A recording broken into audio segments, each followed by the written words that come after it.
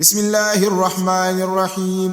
wa sallallahu ala sayyidina muhammadin wa ala alihi wa sahbihi wa sallama taslima wa bashara sayyidayni as-sayyida was-sayyidata bi hadhihi al-qasida amin ya rabbal alamin ya man qala la nufarriqu bayna ahadin min rusulihi fakuli washrabi bihi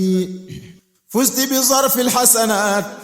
sayyidatan li muhsinat maryamu fuqti muqinat inda alladhi lam yudraki fuzti bi zarfi alhasanat sayyidatan li muhsinat maryamu fuqti muqinat inda alladhi lam yudraki kun fayakunu laki qad khayra rasulin lantiqad wa biki faza zontiqad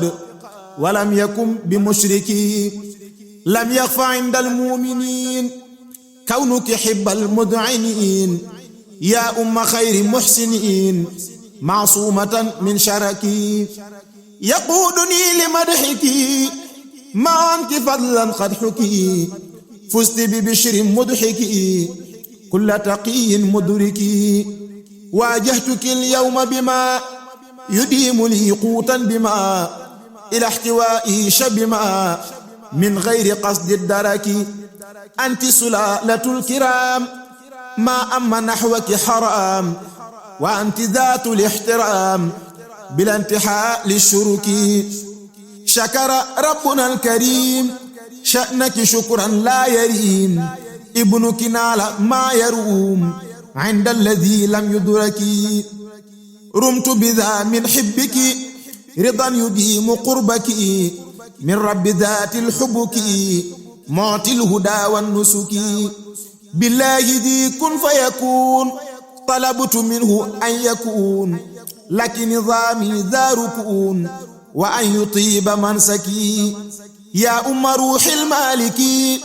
ya umma jalil haliki ibnu kilabi haliki inda al-ali al-mumassiki baraka fiki dhul jalal wa fi ibniki naafi dalaal bima yuxallidu alxalaal li qaari'in mumassiki hadiyati xudi bila raddin kama tuqbila inda karimin qabila min jaddiki almustabraki hadiyati xudi bila raddin kama tuqbila inda karimin qabila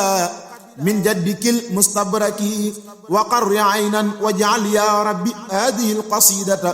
min ahsani ma tataghanna bihi alhurul ayn ya khayra man taqarraba ilayhi almutaqarribu almusta'in subhana rabbika rabbil izzati amma yasifun wa salamun ala almursalin walhamdulillahi rabbil alamin.